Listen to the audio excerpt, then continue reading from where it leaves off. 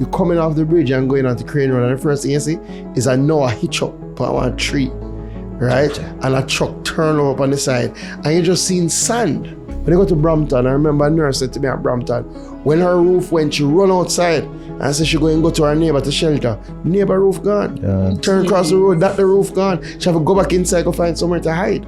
So the level of the devastation is like nothing we have seen. What do you say to the people that say that the government is playing politics with some of the distribution of resources? Like who gets what when and where and... It's just not true. There's no color on this thing, you know. Right? When I go into a community, I don't care who vote for me or not, because the truth is, Melissa never care. You hear the people that must say, oh, what the government do? I think the government response has been very commendable. Some people say the government caused the hurricane and Andrew Wellness. They wanted St. Elizabeth to be flattened so them can build a new smart city. To that you say what? It's crazy. Yo, people, Martin Fix Born are here with Ari and Javi. Join us in the building. A very special guest, the Minister of Mining, Fisheries, Agriculture, the main one. How could I forget that one? Like sometimes it's hard to remember the name of this. The Member of Parliament for St. Elizabeth, Southwestern, the Honorable Floyd Green, join us in the building. Yay, thank you. He made it. Fresh from Parliament, by the way. Thanks. He made it extremely late, but it's fresh from Parliament. Like, it can't get a pass. Can't get a pass to that. No, but you give thanks for joining us. Yeah, so I mean, you were actually in Parliament today, giving a presentation to the Parliament. I mean, I guess it's just to give us an update. Can you share with us? Yeah, so today to the time to outline the level of devastation that Hurricane Melissa has caused to our agriculture and fisheries sector.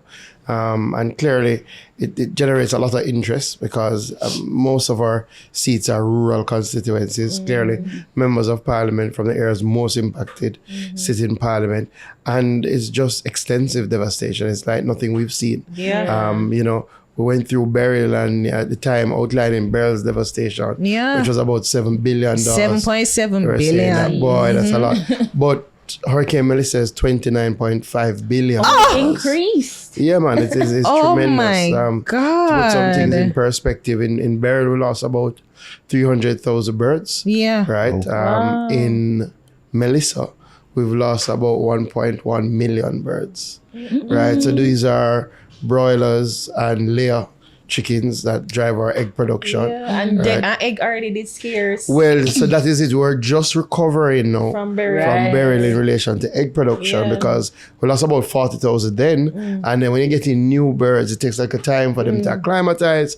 But now we've lost about almost 50% of our flock, right? So that's a major blow for our egg production. We have been self-sufficient in eggs, right, up until these weather events. So that's what today was in Parliament, outlining the various areas or vegetable crops, as you can imagine. They have suffered a big blow. Or yams, because of Trelawney. Trelawney is a big yam belt. I said, speaking of birds, did you give any thought to the jankros that was brought up? That has become a running joke when people literally messaging me to say, people actually what are about that? I thought they would say it's your time to shine. I say, oh, no, worry yourself. As a man. No. But, so it's challenging. And then on our fisheries side, our coastline was devastated. So a lot of our fishing beaches, they lost boats, they lost engines, they lost the gear house, storage house.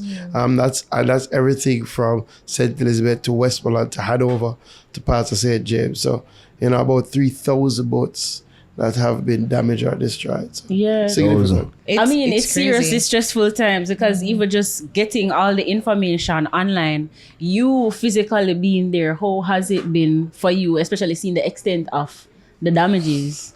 It's rough. It's rough. The reality, unfortunately, by constituency is also significantly damaged. It's a farming and fishing area predominantly. So, you know, when you're talking about the figures, sometimes people hear figures, but I know the actual people that have been impacted.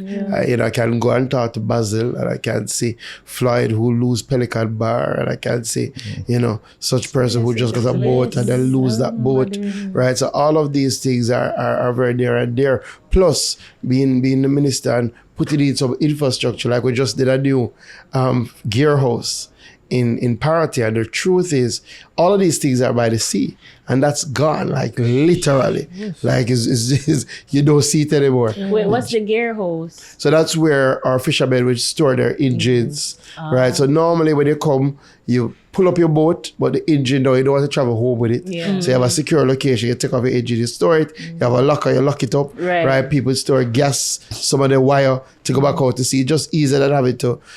So all of that, and we had expanded it to another area where they could clean the fish, we had another area where they could set up and do some sales. So, you know, when the reality comes home, and when you interact with the people every day, and when you see the level of devastation, you appreciate that, listen, is like in less than a day, some things that you've worked for all your life, you know, it's gone, and it's something that you couldn't do anything about. It's tough. It's tough. I mean, we're mentioning the statistics, and I think I saw a report where there's 90% loss in planting a banana. Yeah, and we're closer to 100% for commercial crop. Wow. Right. How that will affect Jamaica food supply and even, like, you know, our income? Yeah, so it's going to take a toll. But, you know, we'll put... Christmas can't keep. We'll put things in place. There are certain things. So banana and planting, the reality is just like berry, going to take some time. Because it's one of the crops that we don't try to import because it has a high incidence of disease. And we don't have those diseases here. So we can't run the risk, and we don't want to wipe out our crop. So it's easier. We take the 6 months, 7 months to build it back, right, and do without it. But other things like our vegetable lines and stuff, we will have to tap into some external sources. But outside of that is try to ramp back up the production. The good thing with some of the vegetable lines there, you know, what we call a cash crop, quick. You can get it out. Like there are some weeks, you know, 2 months and you're back up and running. So part of what we're going to be doing now is providing some direct support to the farmers, direct support to the fishers, and say to them, listen, we're there to hold your hand, let's go again. You can, my question to you is, I mean, you're going, and obviously people are like just traumatized. I mean, they would be traumatized from the situation, but just overall, like, can you just tell, even it's been what?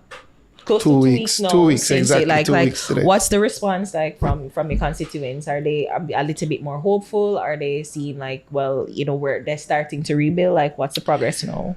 So let me tell you, you know, recover. is a mixed bag. I would say, and this is really testament to the Jamaican spirit, and really, I guess, send to people and how they are. The overarching feeling for the first few days and people you talk to was just grateful that they survived. I think people don't appreciate what people have gone through, right? And how many people really saw their lives flash before them. You know, I have a man going to party, and a man tell me that, boy, him pray for 4 hours straight, right? Because him really feel like that would have been the end. So there's a lot of gratitude, and people keep saying, boy, if this did come during the night, boy, the loss of life would be so much more. So they're just grateful. I mean, there is pain, there is loss, right? There is, boy, how I gonna make it?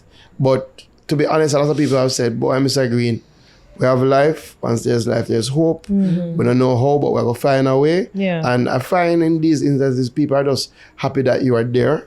And I can talk to you. Actually, in the constituency, started a mental health intervention program called Hope Beyond Melissa, where we work with the Southern Regional Health Authority and some counselors, and like literally sent them out into the field just to talk to people, just to hug people, just to give the children some crayons and coloring book and make them do something normal. Because again, one of the things with Melissa, a lot of people have lost their homes completely. We're not talking about lost their roofs. We're talking about probably lived in a board structure, but was probably 2-3 bedroom, had their whole family, and it's just literally not there. I've gone into a community which had 20 homes, and when I go in there, it's 2 homes left. Wow. Literally.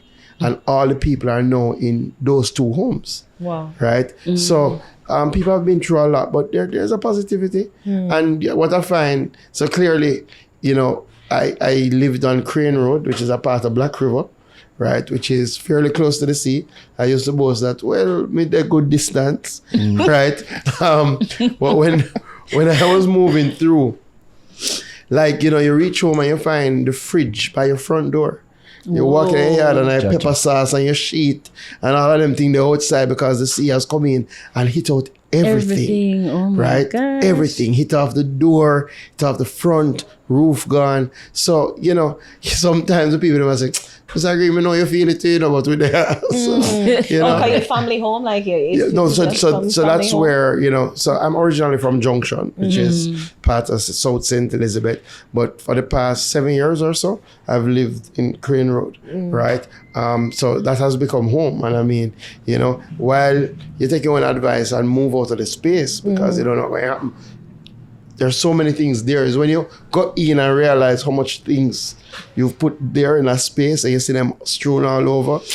So when you went back to Crane Road and you said, but this is my fridge, like that's crazy. That's what you said. Like he said, but my fridge. Well, first of all, it had to explain just literally when I came in and at that time walk around. First of all, Black River is, you know, devastated. I mean, buildings have been there from 1837. Yeah, I saw like the courthouse. Yeah. Like the church courthouse is from 1902. And those things are just decimated. And then you move now and you're coming off the bridge and going onto Crane Road. And the first thing you see is a Noah hitch up on one tree. Right? Gotcha. And a truck turn up on the side. And you're just seeing sand. So like, I remember saying to Ken I was with me, so where the road? Where's Crane Road? Right? Because it's like, you know, it's just pure sea. Wow. Right? It's just the remnants of sand.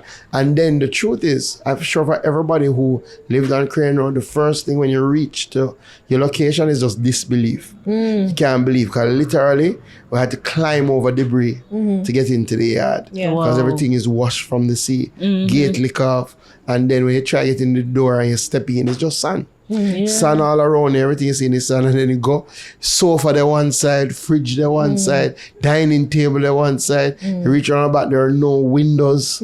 Right? It's just, to be honest, a very traumatic experience. Yes. Can I ask, like, were your constituents, did they abide and take heed of shelters, like? You know, because some of them, and I'm very happy that some of them did. Well, firstly, I'm very happy that we took it seriously, right? And that we were giving out the warnings and we're saying to people, listen, move, secure your life, and then we coordinated with the local government, the mayor, and the rural bus system, which you now have to put buses into areas. So from Saturday before the storm, we're saying, listen, this is not shaping up good.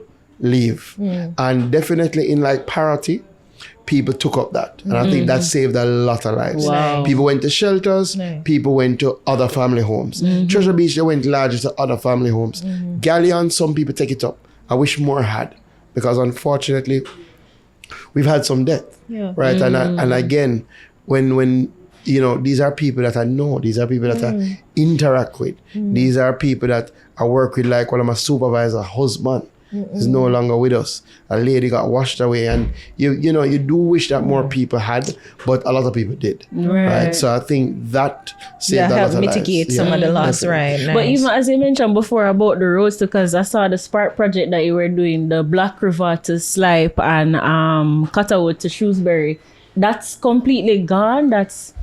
You have to start from scratch? No, so all right, we've had a mixed bag. To be honest, you know, I did a number of main road projects over the last 6 months, and probably if we did 4, 3 of them suffered significant damage, and that's very hard because you know you have to lobby to get these projects. All of them people were saying, yeah man, a long time, and then you drive on it now, like the one in Flagaman. I said, Chacha. Right? Just fix you. No, man, I tell you, same thing. Cutterwood in Shrewsbury, we just did some work on it, and same thing. Parts of it have become undone. With the 2 Spark programs, both of them were in different phases. So the one that we were doing in middle quarters was still, they were doing some pipe work. When you go now, all the covering of the pipe is gone. Oh my God. Right, but good news, they didn't reach laying the asphalt. Okay. So, and then in Slipe, that has stood up. So they haven't done the asphalt yet, but they had prepared and done some mauling and some not paving, but rolling, and that has stood up fairly well. I was just thinking about it. Like, I remember the history of Black River is like it boasts as the first community to have electricity because of the hydro. So I was thinking most of it's legacy. Black River is really a legacy kind of. Yeah, so I always say it's like a cultural, historical mecca for Jamaica and the Caribbean. Right. Because it was the first place to have electricity in the Western Hemisphere. Right. Not just in Jamaica. It had electricity before New York, right? And that was Waterloo Guest House, which is no longer there. I was just about to ask, like, some of the cultural it's literally no longer there. Like, you cannot identify. Even the aqueducts that I remember going for as a school trip, there was like some. So again, some things have suffered complete loss. Some things have suffered partial damage. So we're the first place to have electricity. That was Waterloo. That's not there. We had a number of heritage buildings, like where the All-American School was a heritage site that's significantly destroyed. I spoke about the courthouse, spoke about the church. Most of the heritage buildings have suffered significant damage. So Black River, you come into the town from the bridge, right? The buildings, their back are to the sea, right? On the left-hand side. The sea has bored holes in all of those buildings. So you're literally driving now and you're seeing through the building to the sea. And some of those buildings were completely knocked down, and doesn't tell you the power of what we're doing. So like my office building is extended from the road, but you had shops at the back. I tell you, this was a very, so shop at the back was occupied. Brilliant young lady, has a bar, doing very well. And then, she reached out to me because, communication was done. She reached out to me probably about 5 days after and said, boy, MP, let me ask you, because I hear a whole heap of rumors of my shop not there no more. Right? She can't. No, because she can't come to terms with it. And she thinks that people just talk. And, unfortunately, I had to say, boy, Maya, it's not there. It's literally rubble now. The sea literally hit it down, right? And it's tough. It's tough. So How difficult is that to break that type of news to people, like for actually looking at them face and telling these things? All of it is extremely challenging. But as the MP, as the leader on the ground, you just have to try to be strong for people, because again, people looking to you for strength. They're going to draw from your strength. And if you are weak, then, so I say, yo, man, know yourself, man. Say, you do it already, you can do it again. Right? You find somewhere else, you put it back together. Right? It's tough in the moment, quite frankly. But you just have to encourage people, and you just have to try and keep them positive and remind them that, we're still there. Right? It could have been different. You could not be talking about it. Right? The fact that we are still able to salimon and grieve over it mean we can go again. Nice. I mean, in any national crisis, the government faces all heap of criticism, like significant criticism. So from your honest perspective, what you feel has been how you feel as the response has been to Melissa so far from the government? Because you hear the people that must say, what the government do? Especially in light of like whole heap of entertainers them provide aid in different I think affected parishes. I think the government response has been very commendable, and I break it down. And now, I kind of. Well, you're biased. No, there may be some degree of bias, but I will frankly say, clearly now I have a little experience, right? Having gone through Burial and now Melissa. And the scope of Melissa is clearly 10 times Burial. In Burial, I probably had 10 communities that were impacted. Now I have 40 communities that are severely impacted, right? So I can break it down. All right, I think the first thing that the government has to try and do, which nobody else can really do, is to provide access, right? So with any weather event of this nature, you're going to have block roads.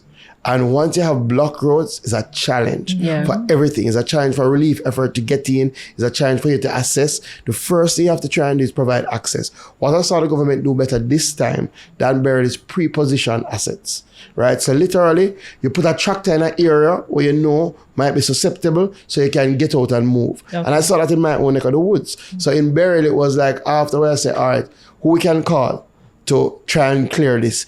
In Melissa, I knew, and literally we had a conversation before with NWA with the people to say, listen, maybe telecoms are go down, so no wait for no call. Just get out there once you can and start clearing roads. Okay. So again, within 2 days, you had access to most of the major corridors in St. Elizabeth, right? And a lot of those you move. So you have to get through Holland Bamboo, trying to get to Westmoreland, right? Things of that nature. So I think the fact that the government was able to establish access, especially on the main thoroughfares, so quickly, is part of the reason why people, private citizens who are willing to give back could be able to access these areas. So is it a case where I see people are saying St. Elizabeth seem to be getting most of the attention and other parishes in the West seem to be neglected? What's the response there?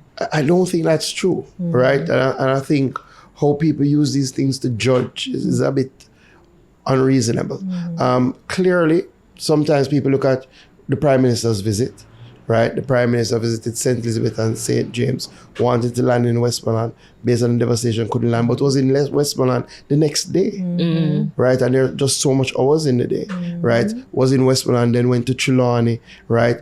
And he's gotten to most of the areas. He hasn't gotten to all of the areas, right? And he's gone to areas where the representative is varied. So JLP and PMP representatives. So I think that's the case. I think what people misconstrue is the fact that I may have put out a lot of information early to say this is the situation on the ground.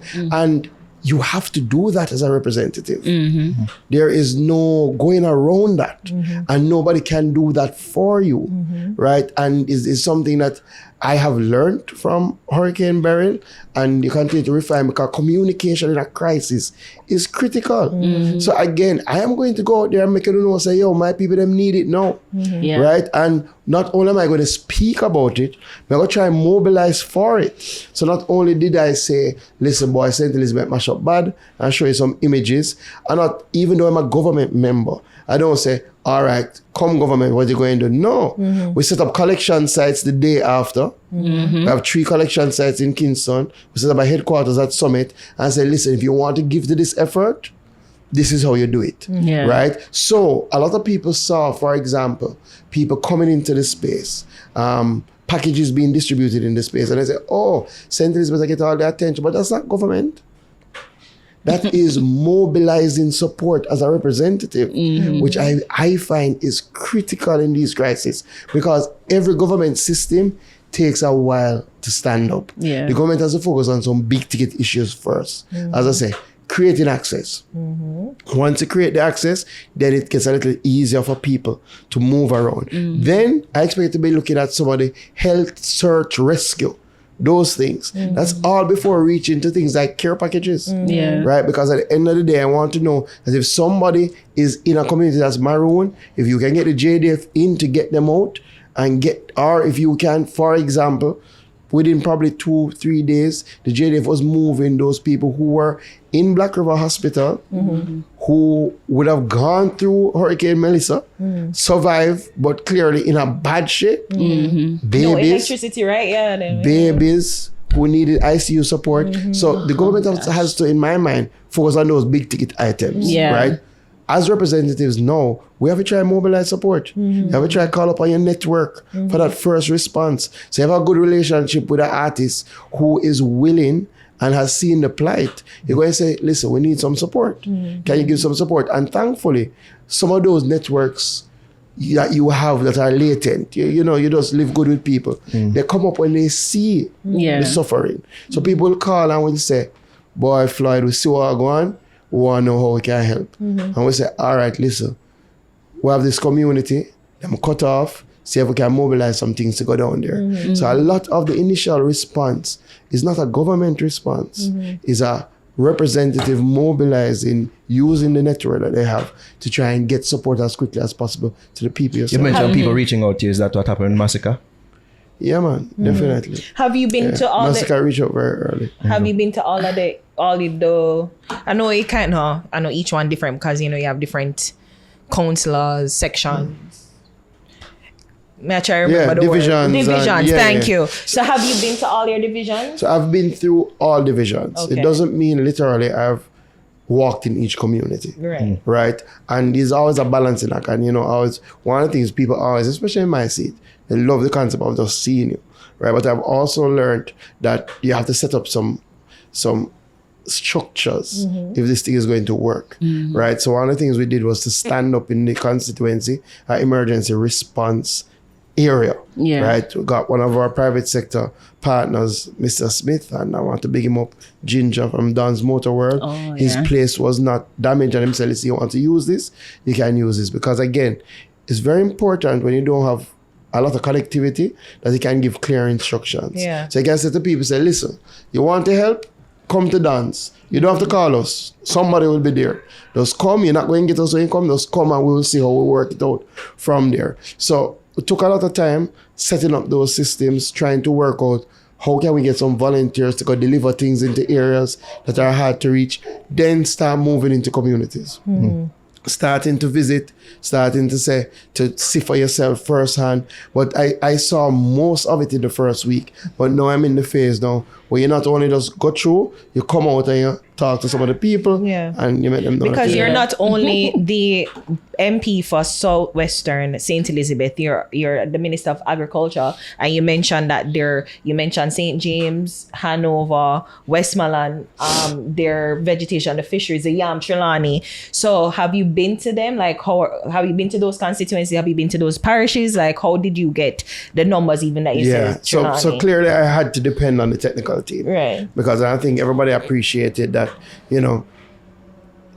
St. Elizabeth Southwest was so hard hit. You have to stand up those systems first, but you can't allow the ministry work to stop. So, for example, from, I think it was a Friday after, where we had teams out from day one, which was the Wednesday. But the Friday after, we had a technical teams going out into some of the hardest hit areas, use our radar technical officers, use large drone assessments, right? Because some of the hard to reach areas. So set up the drone, take some pictures, see what you're looking at, and then use that to formulate the numbers. So we're depending a lot on the technical team. The phase we're in now that I've announced some of the plans for recovery, is to now visit some of those areas, talk with the farmers, let them know that we're here, this is what we're offering in terms of support, and get things moving. What do you say to the people that say that the government is playing politics with some of the distribution of resources, like who gets what when and where, and what do you say to those people that have those just not true? It's just not true. Every MP got the same allocation, right, of $1.5 million before Melissa, and $1.5 million after Melissa. And then the Prime Minister gave a slew of new allocations when he spoke like last 60 week, million right? So it's like 10 million here, 2 million for water. Well, all of that is MP. I don't get more than the PMP MP beside me, right? All of us get the same allocation. Now, with that said, clearly, all of us have networks, right? And all of us have to tap into those networks, right? And as such, I will continue to try and tap into the networks and say to people, listen, you talk about St. Elizabeth, you hear about Black River, that is one area. I have 40 communities. I have Hodges Land, I have Prospect, I have Forest Mountain. Some of those were cut off up until last weekend, right? So sometimes not because you don't hear the response is to complain, doesn't mean that everything is great, right? Because maybe I appreciate that all of these things take some time and it's a process, and it's not that, when they share the list of communities that still had block roads, Westmoreland had 0. St. Elizabeth had 15. And people talking about, boy, St. Elizabeth get all attention. Not so. And I understand it, because a lot of the areas in St. Elizabeth that were directly impacted are hillside areas. So Northwest St. Elizabeth, Magotty, Eldersley, all of those areas up in a compound, me down in Prospect, all of that hill, right? You have landslides, the roads are small, the roads are going to suffer from water damage. So to get equipment up there to try and move that is not so easy, right? So again, the talk about bias in the allocation of resources, absolutely not. But point of interjection, because he said that Westmoreland, the Prime Minister previous said he did an aerial tour, but he was there unable the to, second, but was there day 2? but he was unable to land. So, but you're saying that there were 15 block roads in St. Elizabeth, but there were none in Westmoreland. So how was he not able to land? No, man. So that was the day after. Okay. So I'm saying when they shared the report of block roads, which would have been after a week of activity, or maybe 9 days of activity, all the Westmoreland roads had at least single lane access. Okay. We still had some roads in St. Elizabeth that had no access. Completely blocked Right? off. Okay. And larger in the hill area. So Northwest St. Elizabeth, represented by Andrew Morris, part of my constituency, at least 5. No, clearly every day progress is made. Yeah. Right? So definitely I know they've done some clearing in Hodges Land. I know they've done some clearing in Prospect. I know they've gotten into some of the parts of Northwest. But again, what I'm saying is that you could easily look, and if you were to take a different view, somebody could come out and say, boy, my road them still block. And I'm not being paid any attention, right? Why my road them still block? And not appreciating that the reality is that it's going to take more time for that road to be cleared than down on the flat. Right. That's just the truth, right? So I think we have to look at all of those things. So currently we still have communities that are inaccessible in St. Elizabeth? I think on the last update, which was earlier today, I think the 2 communities that are considered maroon are not in St. Elizabeth. I think they're in St. James. Okay. Right? Great. And they consider them maroon when you have no access at all, whether by road or only by air, when you have access only by air. Yeah. Right? So I think that means now most communities have at least single lane access. Now it's work in progress because single lane access in some of these areas are tough. Yeah. So you still have to keep it going and clear as much as possible. And again, if you've been to the area, you have to also appreciate the level of the devastation. I think sometimes we're using burial standards to judge. And even if we use burial standards, the government is performing better than burial. As I can tell you, we've cleared the roads quicker. Definitely. We've seen more responsiveness. Not to say we've seen the work in our area yet, but more responsiveness from JPS, right? We've seen flickers of hope from some of our mobile companies where we see signal coming back in some areas. Okay. All of this is quicker than in burial, right? But the level of devastation is way more expansive than burial. When I go into Newtown, which is upper middle housing community. In St. Elizabeth. In St. Elizabeth. Okay. Which has, I would say, probably about population of 3,000, right? Larger family homes, it may be talking about, let's say 1,000 homes, right? You can't find a home that hasn't been damaged. Literally. You go on the street and every single home. When I go to Brampton, I remember a nurse said to me at Brampton, when her roof went, she run outside and said she go to her neighbor to shelter. Neighbor roof gone. Turn across the road, that the roof gone. She have to go back inside to find somewhere to hide. Oh my So God. the level of the devastation is like nothing we have seen. So I think that also has to come into account when judging the government. And the other thing I would say, I think people don't appreciate sometimes the facilitator role of government. So government sometimes don't get the credit for clearing the way so people with the expertise can operate. What I mean, this is our first Category 5 storm that has made landfall. Wow. The level of devastation, we've never seen it before, ever. You have people who operate in war zones, who've been to Category 5 storms and set up shop. You have NGOs who have worldwide experience. One of the things I give the government a lot of credit for is creating a system that those people could be on ground early. So the people who set up the field hospital. Oh, and the World Central Kitchen. World Central Kitchen is one. Samaritan's Purse. Samaritan's Purse. Yeah. Who by the week after Hurricane Melissa had a fully functional hospital established to replace a hospital that would have served people regularly, the Black River Hospital. You have to give some credit for that, because what it means is creating a system that they can get in their planes, their people, their equipment, get it down to the site, work with the JDF who helped them in setup, so that within a week you're ready to go. So we can say, listen, you have people to come in the first day that they were operational. They saw 40 people, they did 2 surgeries. What? This is real life people. This is real things happening. Yeah. So in some instances, where people like to say, boy, I don't government that are X, a Y. If the government don't create the space, it can't happen. Yeah. And that's the reality. So in these instances, for creating a space for the World Central Kitchen, who have a great expertise in setting up these huge kitchens, putting out massive meals a day, Global Empowerment Missions, who is the biggest NGO in the Ukraine war, who when I walked with the founder in Black River, he said the closest he has seen to this is in Ukraine. When That Russia it looked bombed like them. a bomb has come through the town. We hear Right? that a lot. You have to create a space for those people to operate. And also for private people, for entertainers, or people who want to give back, to feel like they can go and they can participate.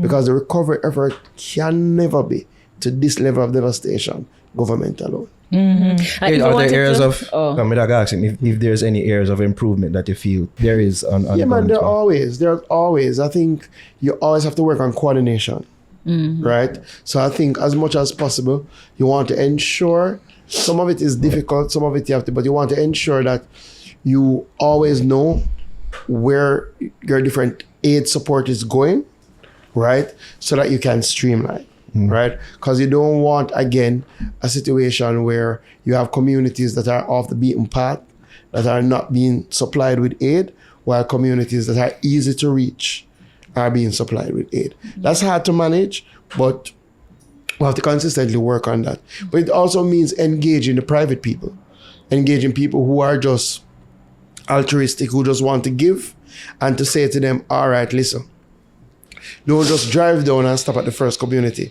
that look like it's in need, because probably a lot of people are stopping at that first community that look like it's in need. Touch base with ODPEM, touch base with maybe the local representative. We've done a lot of that.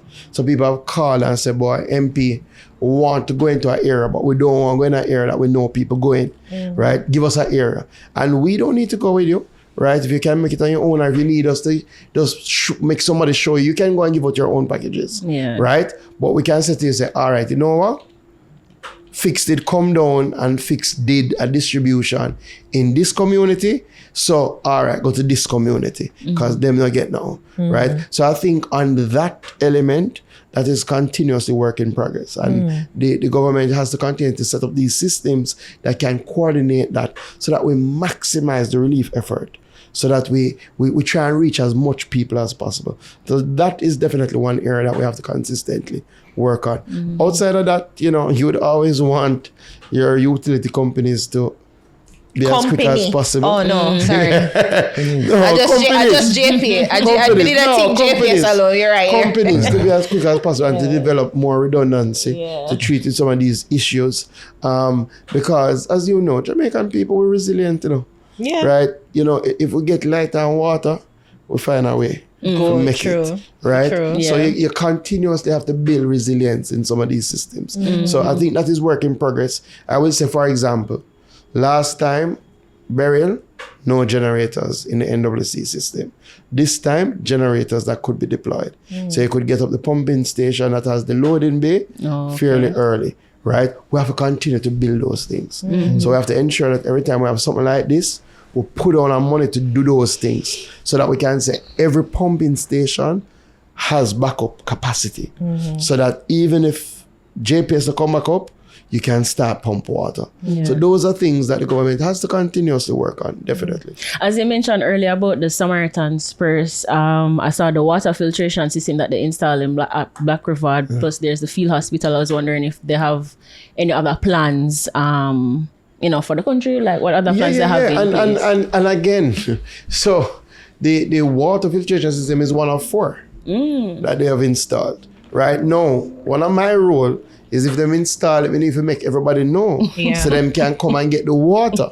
Because at the end of the day, if they install it and it's not being used, it don't make sense.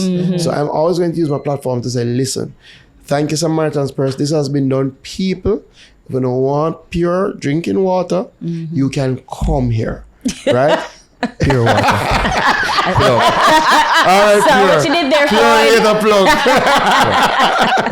But you can come here. So they have already done 3. They're going to do another one, and they're looking to do more. They have already done out clinic in White House. So they don't just have the field hospital. And one of the things that they do is each day they send out medical missions into the hard to reach areas. They have 2 helicopters on ground, and they do that, and they do outreach clinics. So, you know, a lot of the things that you see happen in parts of St. Elizabeth are replicated all over. When Global Empowerment Mission come, they don't just come to St. Elizabeth. They've been in a compound, which is St. Elizabeth, but they've been in White House, South, they've been in Trelawney, you know, and those things considerably happen. But I think part of the things that we have to do is get information out. Right. Because it's very important to show what is happening. It's very important to show where there are still areas of need and support.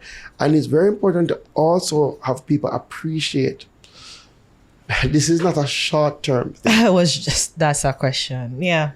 Right? Again, I think sometimes people come and people say, all right, yeah, you see, somebody has done 1,000 packages, and we're very grateful for that, because, I mean, you're touching 1,000 families, right? But I think we're also, I am treating with at least 30,000 people that have suffered significant displacement, right?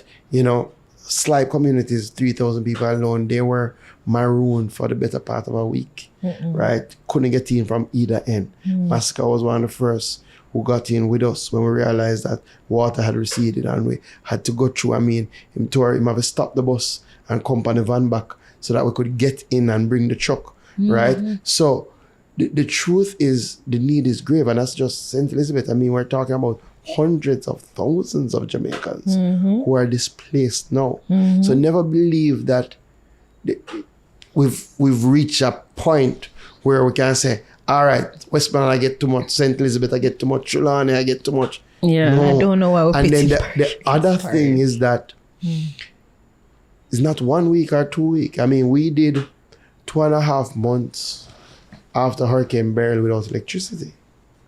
And I tell you that this is way worse than Hurricane Beryl. Right? There are parts that there are no... In Beryl, you saw some poles on the ground.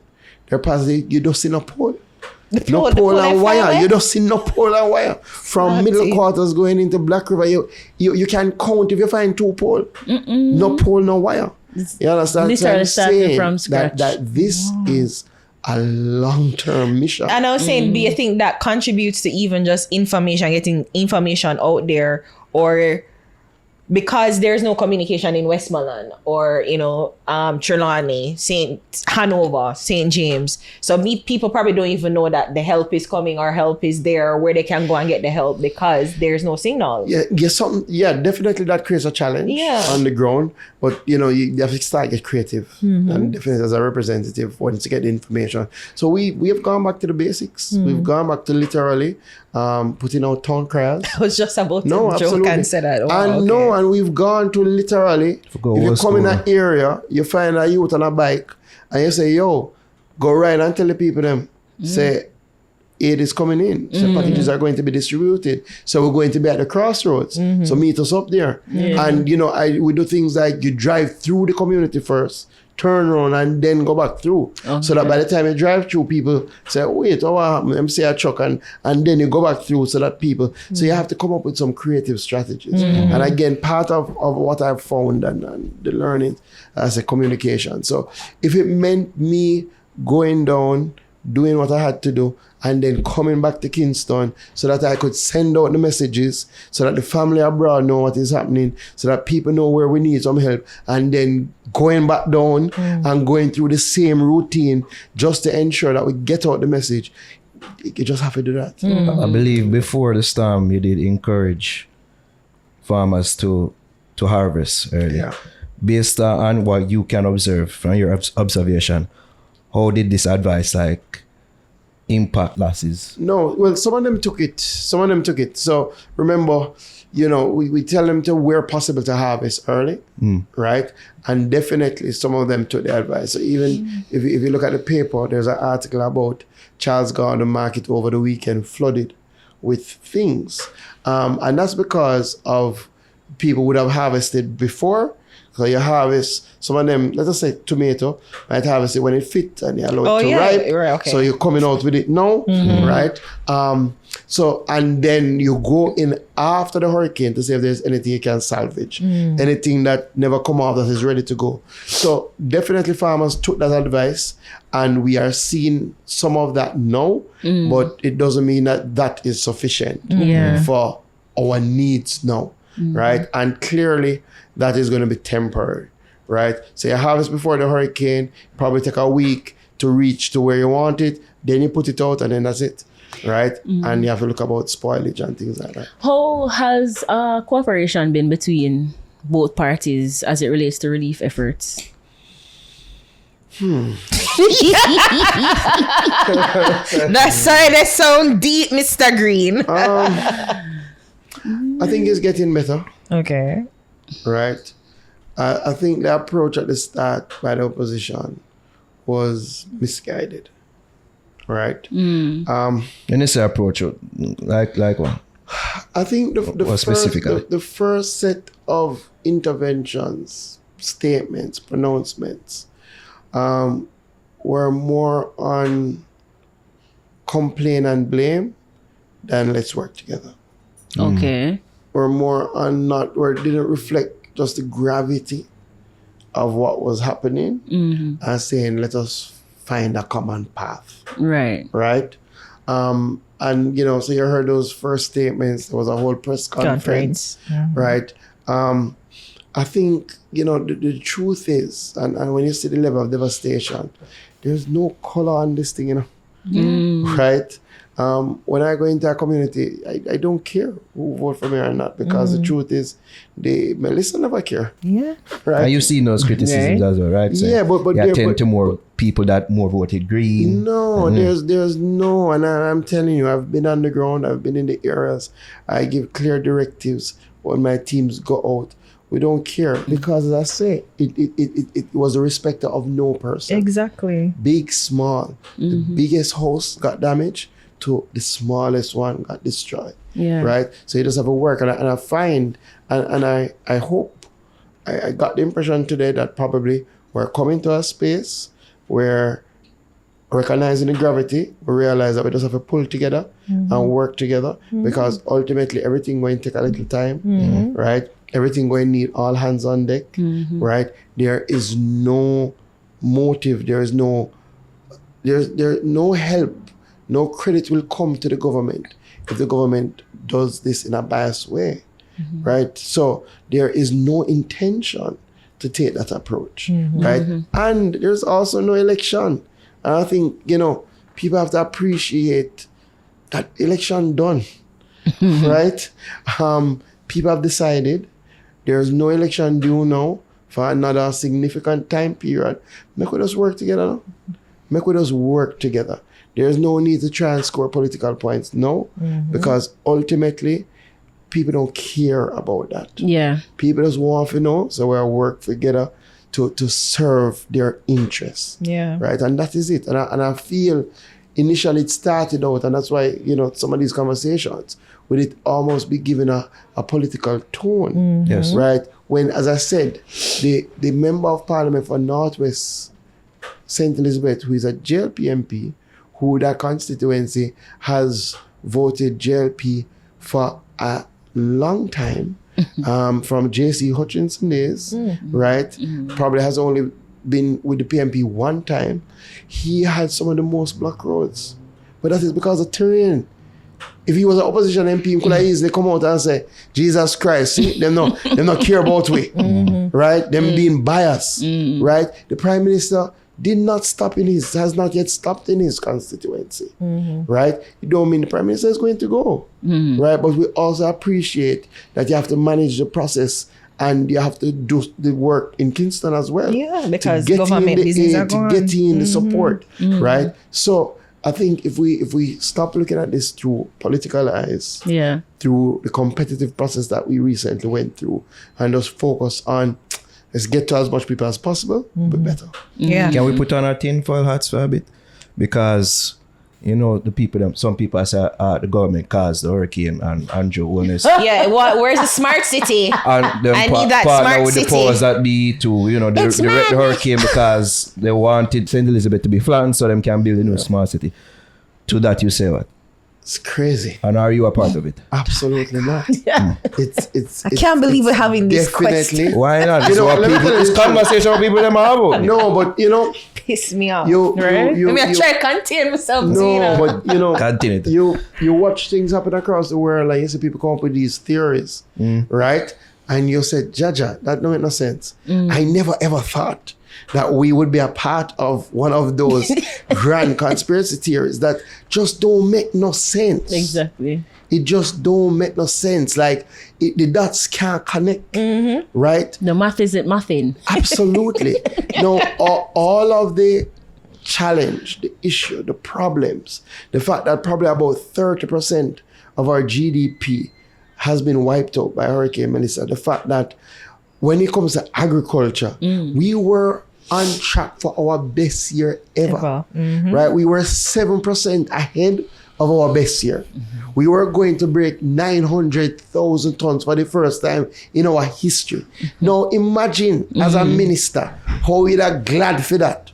And how from any perspective, I would be the one out there saying, look, you see what we just do? Right? How much, if you are looking for political stripe and forward, and them thing there, right? This level of destruction, devastation, stress, pain, and suffering does not benefit anybody at all.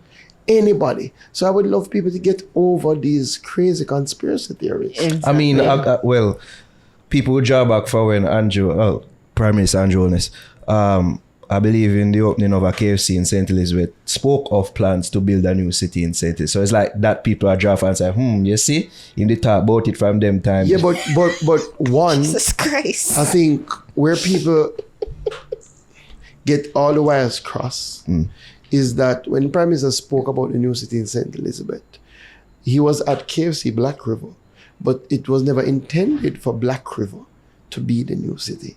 Right? Black River is already established, a capital town, right? So, again, the identification of the space, people talk about a land people want.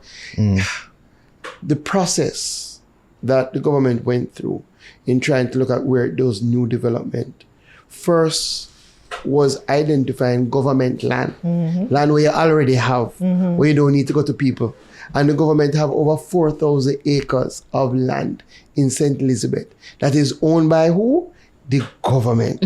So the government wouldn't need to mash up anything to get anything because it's already there, right? So again, it's just, frankly, people with too much time on their hands, right? Who sometimes, because they know people buy into these things, and we are in the space where people are looking for follows and likes and reshares and if you have a good theory it does, but it is ridiculous, quite frankly. Well, let's talk about something that's not a hoax.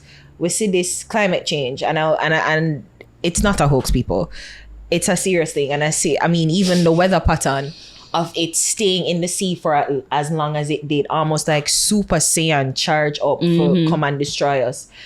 How I think this crisis is showing us so many things, that this devastation, this catastrophe is showing us so many things, how intergovernmental work, because agriculture, you have to work closely with Minister Samuda, who is he's a Minister of Environment and Climate Change. Like even that, like what's the conversation like now? And do you guys realize that we're more susceptible now to the climate crisis that's happening? Absolutely. It's something that we've been saying and something that Minister Samuda has been championing and I've been championing. Two things. One, that smaller and developing states are the ones who face the brunt of the climate crisis, even though we contribute the least to the climate crisis. The reality is that we don't have to convince anybody. Everybody knows that the place hot. The place is just hotter than it would normally the summers be. are getting hotter. Like, not just the summers. The truth is, some of the heat you feel in October, you wonder if it's still in a summer. Facts. Yes. Like I said to yourself, yo, October now? Yeah. It don't make no sense. So we have seen, and I was looking, there's a guy who works with the Met Service, who long before all of this, he said that when you look at the temperatures that are going to be there for October in the Caribbean Sea, it will create a wonderful environment for a storm, right? Jeez. And, so one of the good things is that we're getting a little better at predicting them, but the truth is the power that they're coming with, very little can be done, right? So having funds in place to deal with mitigation, to deal with loss and recovery are critical. And one of the things that I have been championing is oftentimes people talk about climate change and money for climate change, but not a lot of it makes its way into agriculture. And now we suffer. Agriculture and fisheries suffer the most from the new climate reality. So we have to use our climate change funds to sort of future-proof agriculture and fisheries. Yeah. How can we build more resilient buildings? Can we look at the design for some of our gear houses? How can we relocate them? How can we do more sea walls? Things of that nature that cost are capital intensive. How can we tap into these international funds to protect islands like ours, coastal towns? Very important. Yeah, because the conversation there, because I was saying that is, I don't know how is that not much more of a conversation, because we say literally first, and you mentioned it, that this Melissa storm is the worst that we've had, and everybody talk about Gilbert. I couldn't believe that wasn't a category 5. No. So Gilbert was 3. Exactly. And even Beryl, and two things that you must note. Again, there's the timing. Beryl was the first category 5 hurricane at that time, so early in the hurricane season, right? And then when you look at this category 5 late in the season, making such a significant landfall. Because I heard something today not today, like a meteorologist saying that the way how it's changing is that they probably have to introduce a new category because of the speed and the breadth pressure of the storm. strength. So again, everything that was said earlier in terms of that this would be our new climate reality has come to pass. And thankfully, to some degree, we have been making preparations. So 10 years ago, the sort of insurance coverage that Jamaica now has against climate disasters, it never had it, right? So I think, again, if you want to give the government some credit at all, you have to look at the fact that the government has put in a layered approach to these climate disasters. So we don't just say, boy, these things will happen, And, so we put in catastrophe bond, right, which is the first of its kind, multiple insurances with CRIF. So at least when we go through these crises, at least it's not just tapping into your own resources. Right. You have some policies that you can pull on to help you get through. Will there be like a shortage of eggs? Sorry, a shortage of eggs because of destruction done to Osborne Bromley's eggs. Well, it's not just Mr. Bromley. Our top 3 egg producers were almost completely devastated. Man, I got a Christmas cake. Yeah, so the top 3. So there was a tightness before, as we said. We're going to have to tap into external sources, right? So we're going to have to bring in some table eggs, right? So I'm saying that any shortness will be short-lived because we're going to tap into some external sources so that we can tide over until we bring back up the population of birds. My question though, because I was saying earlier, I was asking the recovery, like, can you give a time frame? Because Beryl, we were just getting over it, and that was like a year, that was a full year that it happened, and Melissa come now. So can you give us like the time frame of even just like what's our rebuilding and recovery? Yeah, it's going to be difficult. Beryl, we did very well. Yeah. Right. When you look at Ivan, what Ivan did to us, it took us probably about 2 years to get back to pre-Ivan levels. For Hurricane Beryl, in months we were back to pre-burial levels, and then we passed pre-burial levels within a year, which I think was very, very good.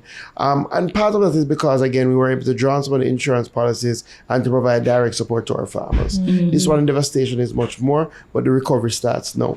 So I outlined a program of relief, recovery support, starting with an initial allocation of 450 million, which is going to be a part of a bigger 3 billion program. But right now, this week, we're going to start providing some seeds. We're going to start providing some fertilizer. We've already identified some land in areas that were not as badly damaged, and so we can ramp up in some of those areas, Clarendon, St. Catherine, ramp up production.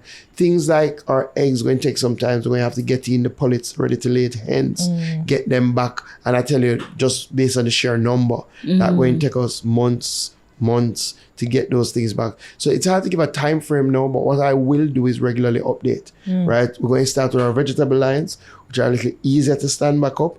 And then we're starting with our poultry in terms of broiler, because sometimes our small backyard farmers are very resilient. If you help them set back up the coop, give them some chicken, feed them ready to go again, right? So we're going to work with the things that are easier to do as we build out the other things. Yes, so as I was about to ask, 4 dead cows or carcasses were found in a van in Manchester, and I guess that's why Miss Burton was so concerned about the lack of junkers in the area.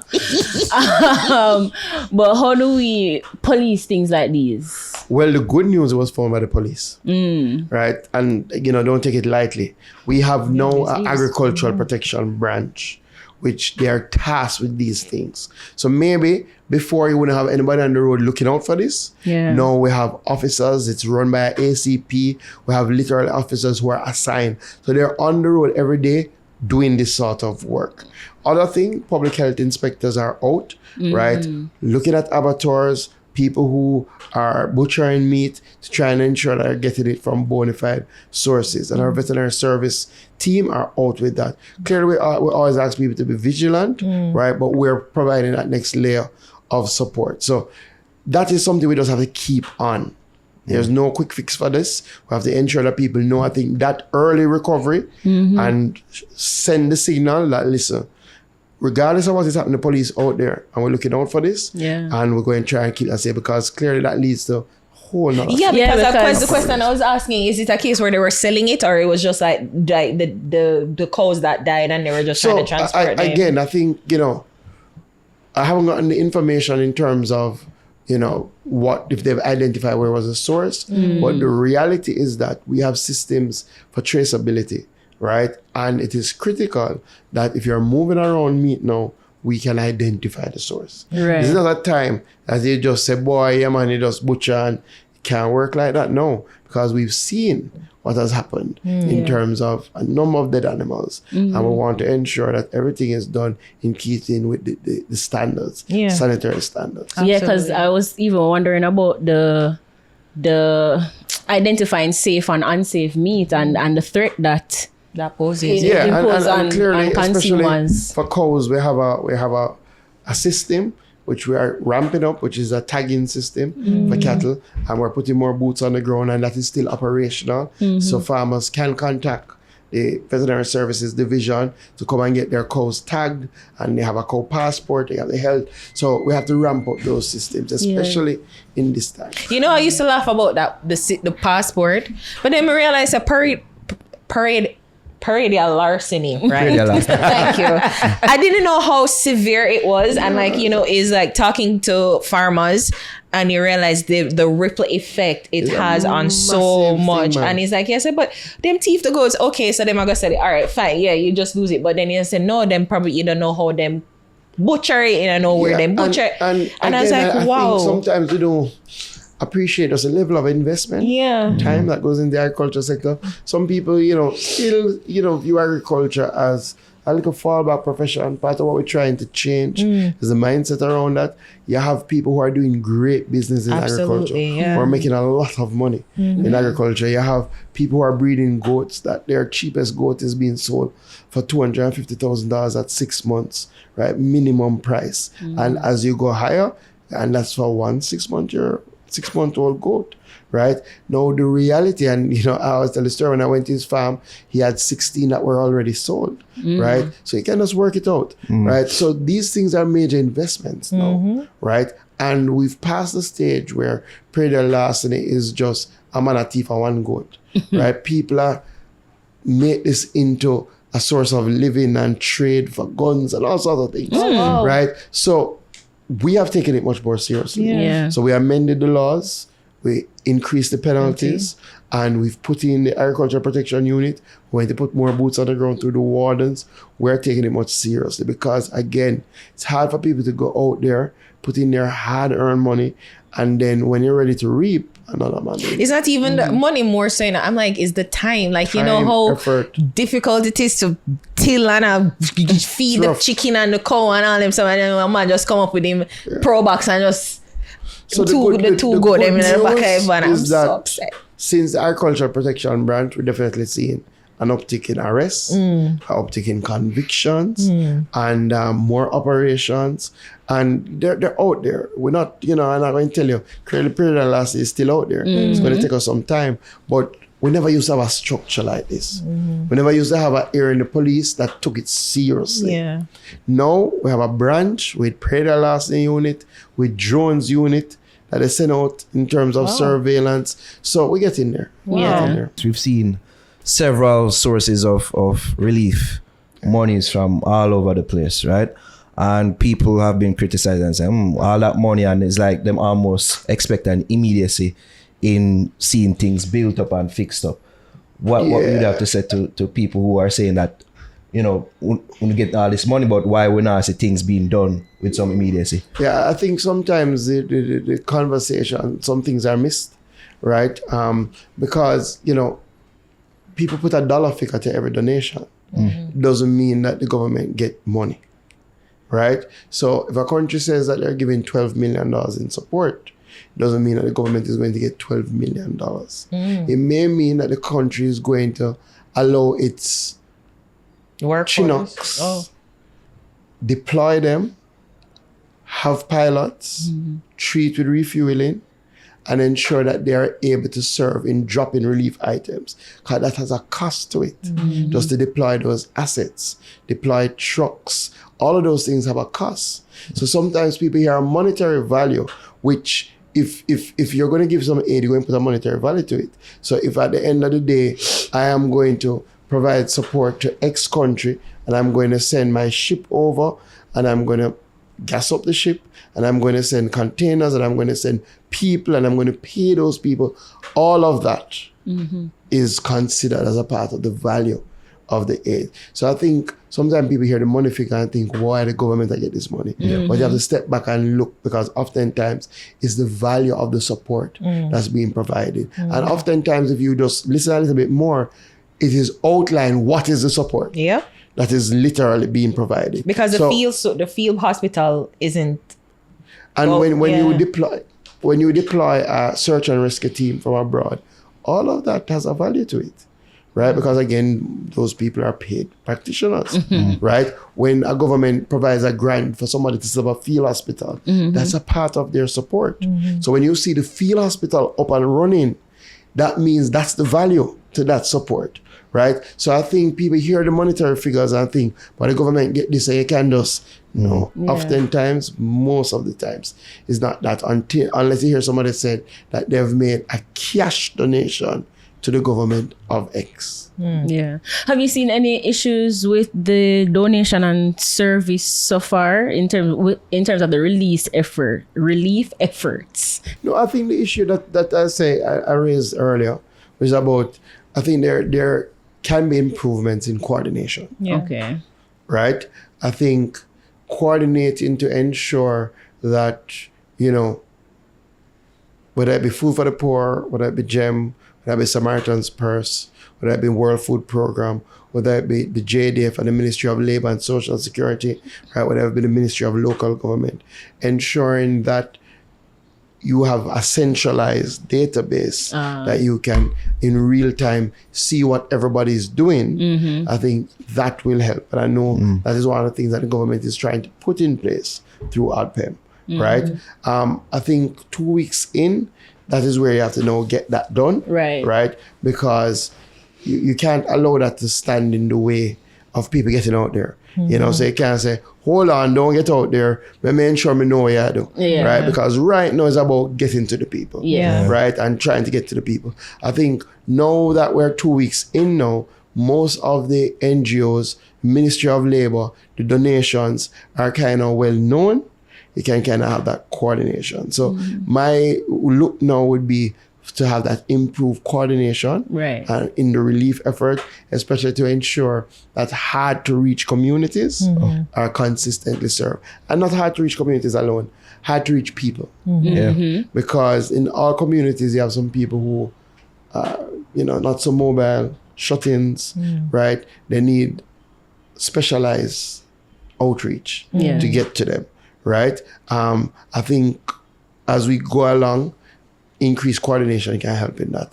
Oh, we're kind of over our time. No, not kind of. We are over our time. I just want to ask you. I'll get that in quickly, Chavi. Okay, so doing my research, I saw Transforming Agriculture, and you said the Fab Lab. Is it still standing? No, so we don't set it up yet. Thank it don't set up yet? No. Thank God. Yes, thank God. So never set up to get blow down and wash it. No, thank God. And the truth is, you raise that, and one of the things we have to look at is just where we set up some of the assets. Right, to ensure they're not in disaster-prone areas. Right. Very, very important. So that is a project with ourselves and ICA, the Inter-American Corporation as authority. Something we've been lobbying for a long time. I went to Costa Rica, saw one. It's really a space to reimagine agriculture. You go in, you have your virtual reality kit, you put it on, you do a literal training, a farm tour, you touch and feel without moving, right? With just being there. And clearly you use it to encourage kids to reimagine a new direction for agriculture, to not just focus on planting, which is important, but can you develop programs for agriculture? What are you looking at in terms of the technology side of agriculture? We're looking for more drone pilots to operate agriculture-related drones. That's a field in agriculture, but also to introduce them to just the business of agriculture. And you will see me talk a lot about the new face of food and saying to young people that, listen, no matter what goes on in their life, people are going to eat. Have to eat. Have to eat. Those who are providing the food are going to make money. Right? Sometimes because of how we see it and because of how sometimes farmers talk, when we go out, we go out in times of they don't disaster. make it glamorous. We go out in times of disaster. And but I always say, when you go to a farmer, when I tell you that we lose $29 billion, oh gosh, it means that $29 billion is going to be made. You understand? So when our young farmers make 40 million US a year through the exploitation of yam, there's money out there to be made. When you're driving South Carolina and you see those 3-bedroom houses, yam me come from. You understand? When you see the nice cars parked up in the garage, I yam them plant or distribute, right? So part of what we're trying to do is to reshape the conversation around agriculture. You can make money, you can be wealthy, and agriculture is shifting. So when you use a Fab Lab to show more hydroponic systems, vertical farms, you can just look at Jamaica Tower Farms. They operate in Kingston. They operate on less than quarter acre. And their tower farm is growing what you would grow in 5 acres if you were growing open field. And they have a consistent know that every 6 weeks, them going to get lettuce, them going to get basil, so they can have a market. So we're going to be introducing more of our young people, more of our people in general, to those things. And clearly, we never wanted Hurricane Melissa. But every time we get the opportunity now, there is a chance to reset. A chance to do things better, and a chance to engage more people. And clearly, if you're looking for something to get involved in now, agriculture, because everybody know things are going short, so why not be the first out of the blocks? Forgive me, because I thought that the Fab Lab was, so I saw you did a tour of a facility. Oh, no, so that's Essex Valley Storage. Yeah, so it looked good. Yes. No, so that's our massive investment that the government has made in developing state-of-the-art storage and processing facility in South Manchester, border of South St. Elizabeth, in South East St. Elizabeth.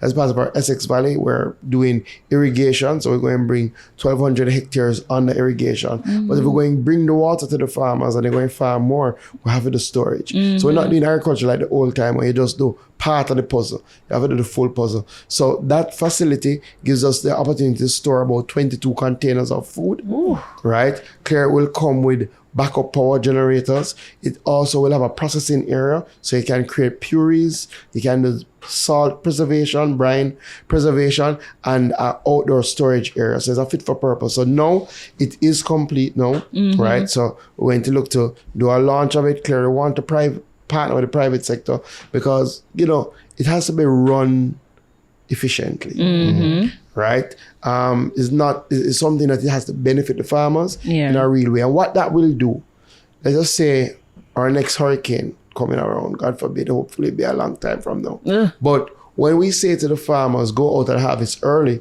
sometimes the challenge the farmers have is where am I going to put it, right? So if we can say, all right, go out and harvest early, we have a storage facility for you to put it. So don't worry about that. It will be better. It will be easier. And that is just one. We're doing one in Kirkvine. We're now completing a solar powered 2-container storage in Peter Plains in Flagaman. So again, we'll be able to say to farmers, listen, store. And it's not just for hurricane. We always have these challenges in Jamaica. You go through a period where a lot is on the market because we're seasonal farmers. So everybody plant tomato one time. Holy price go down, a man say can't get no returns. 2 weeks later, what happened? No tomato. Consumers go out and say the price is too high. So part of what we're going to be doing, using the storage to moderate supply.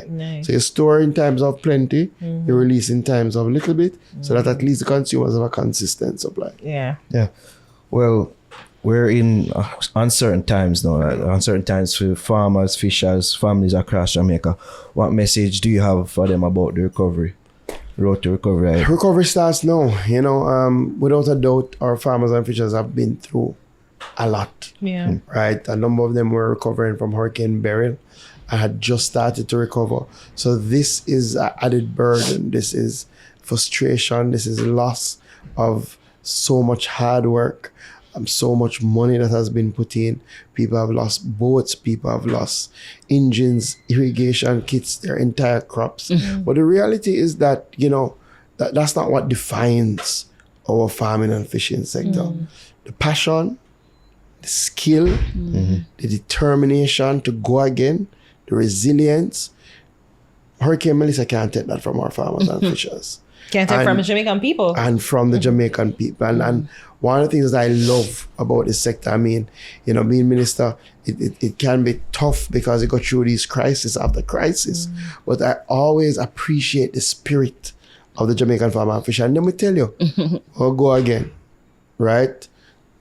We, you know, make sense, we complain, you know, make sense, we cry. We just have to go again, right? And that's what we're going to do. And I said to the farmers before Hurricane Melissa, you protect lives, we'll be here to help you restore your livelihoods. And the government is here for that. So rest assured, we're going to stay with them, we're going to handhold them so that we can get back, at least not just to where we're coming from, but even beyond we envisioned. Nice. Okay, thanks for joining us. Yes. Honorable Floyd Green, thank you. And someone was saying I really play politics really. Just orange in your tie. Absolutely. Just for showing us like, see, I'm not a problem. If this was before elections, them would have crucified. They would have crucified. People in Green would have crucified. The next time I come, we're gonna do like a history and background. I can tell you that my father supported the PMP. My mother supported the Labour Party. That's a household I grew up in. Wow. Right? So politics was never part of my frame. We never talk politics. If them just go vote and come back home. Right? When I see my father roll out in a Floyd Green shirt, he said, Jaja. Daddy, the rich. The rich, Daddy. The rich. Better than party. So, no, you know, I have found, you know, just serve. Just serve, and you know you'll always have naysayers. You back off abroad for this thing, but just serve. Just serve. Not me. People. People. Give thanks again, Sir Green. You know, say a busy day, busy time for you. Yeah. So really do appreciate you taking time to when speak you with us. sleep. Right? Have you gotten a sleep chance to sleep? Your eyes look red. From your coming, me see the corner of your eyes Not them much, red. not much. It's been tough. It's Yeah. been tough. You've So been you're on the coming. So go. you're coming, Kingston. You do your presentation. I'm sure you're going to have to go back now and try and manage Yeah, that too. it's been tough. Plus, it's hard to sleep when there's just so much on your mind and Yes. so much going on and things. But I do appreciate, and more people say to you, listen, I gave a whole speech at Bethlehem about not being able to pour from an empty cup, right? So you know, family said, boy, you need to take some time. Yeah. You know, my wife said to me, say, oh, come. You have to go all asleep. Right? And she's supposed to be able to actually put you to sleep medically. She anesthesia. She work in anesthesia. That's the problem. She probably have a couple times. Hey, me just inject you and make her go sleep. Wait, why be so slow? That's the problem. We can't afford that. If you watch the tea, what she gives away. That's a problem. Yeah, we But can't have a oops moment. That's a joke, you know. The one time I got a good sleep last week Tuesday night where I don't think I slept from the Monday before and got to last week Tuesday and she insisted that I had to get something and I had to go sleep. And you know, I woke up the Wednesday because clearly I got the first deep sleep. And for a moment I said, wow, so this was all just an extended dream. You feel like it, right? You're in a daze. Like I said, oh, no, man. No, go so. No, go so. This was just Like, until the phone ring and you say, oh, no. Back at it. The truth. Anyway, Get some rest when you man. can. Listen. For real, Yes. but I mean, no, so this must be like just take a toll upon you personally. Like all them things, you Yeah. know, if you talk. But we give thanks yet again. Can't thank you enough Yes. as people. Floyd Green, fix. Oh, that.